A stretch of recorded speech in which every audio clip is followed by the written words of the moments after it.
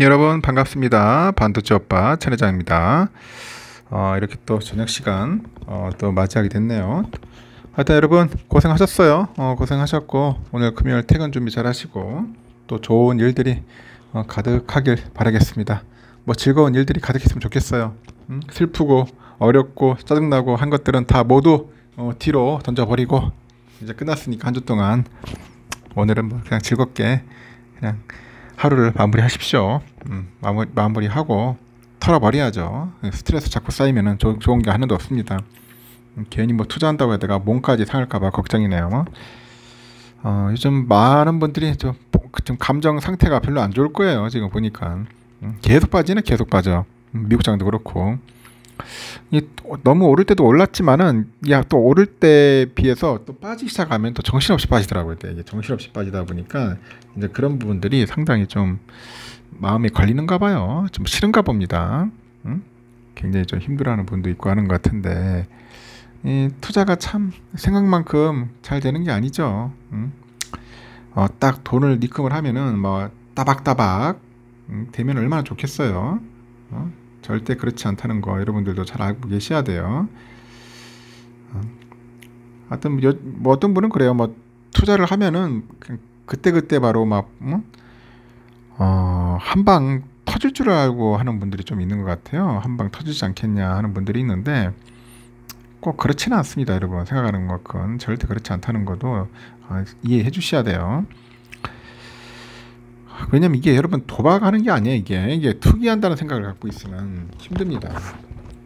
투자한다고 생각을 해야죠. 근데 요즘 보니까 또 채권 관련된 이야기들이 있어요. 채권. 개인들이 지금 미국 금리 인상 예고 때문에 그런지 이제 국채 한 204억 정도를 이제 순매수를 했는가 봐요. 근데 그 채권에 투자한 개인들은 계속 손실을 보고 있어. 이제 채권 이제 가격 이제 어떻게 되겠냐? 오르지 않겠냐 하면서 하는데 뒤떨어지는 거지. 보니까 하여튼 금리가 치솟으면 여러분들 채권은 떨어질 수밖에 없겠죠.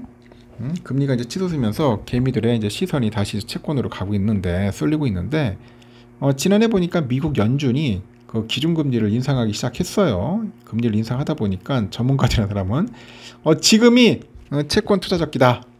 채권 투자적기라면서 채권 투자를 추천해 왔습니다. 채권 투자 추천해 갖고 하지만 예상보다 금리 인상 기조가 이제 오래 유지되다 보니 아주 발빠르게 채권 투자를 시작한 사람들은 손실을 보는 상황이다 그런 얘기입니다.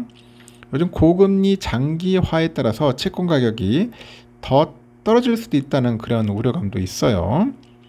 하지만 그 개미들은 2년 안에 금리 인하가 이제 시작될 것이다 믿으면서 채권 물타기에 들어간 거죠. 채권 물타기.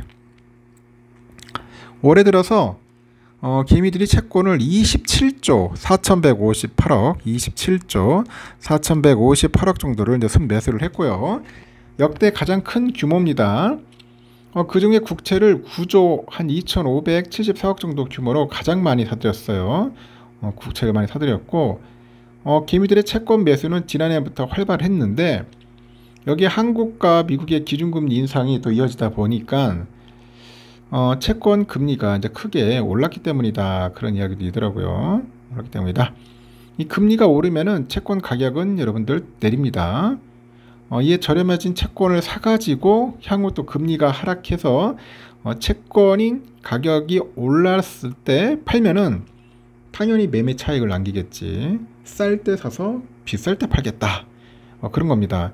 올해 초까지만 해도 전문가들은 올해 하반기부터 미국의 기준금리 인하가 이제 시작될 거라고 이제 전망을 했고, 이에 따라서 매매 차익을 노린 투자들의 매수세가 이제 몰린 거다 그런 이야기를 합니다. 여기에서 보니까 그 하반기 이후까지 금리 인상 기조가 이제 유지되면서 일찍 채권을 이제 사들인 그 투자자들의 단기 손실 가능성이 커졌다 합니다. 가능성이 커졌다. 이미 국내 채권의 그 ETF는 대부분 하락세더라고요. 하반기 들어서 전날까지 KB스타 그 KIS 국고채 30년 ETF가 있어요. 이게 5.39% 떨어졌고 코셉 국고채 10년 레버리지 ETF는 4.29%, 그 KB스타의 또 국제 선물 10년 ETF도 한 2.1% 정도 내렸다고 합니다. 미국의 그 중앙은행이죠. 그 연방준비제도가 그 20일에 그 기준금리를 5.25에서 5.5%로 동결을 했는데 이 고금리가 더 지속될 수 있다는 전망도 나옵니다.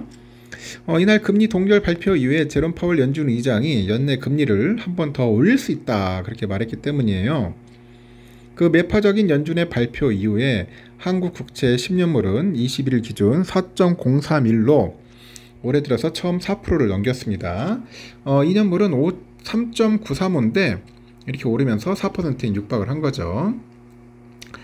개인들은 2년 안에 금리가 내릴 것으로 전망을 하는데요. 고금리인 상황에서 채권 투자를 이어가고 있다는 분석도 나오고 우리은행의 그 PB팀장도 그래요. 단기적으로는 기존에 발행된 3년짜리 채권들의 가격이 이미 많이 내렸다고 합니다.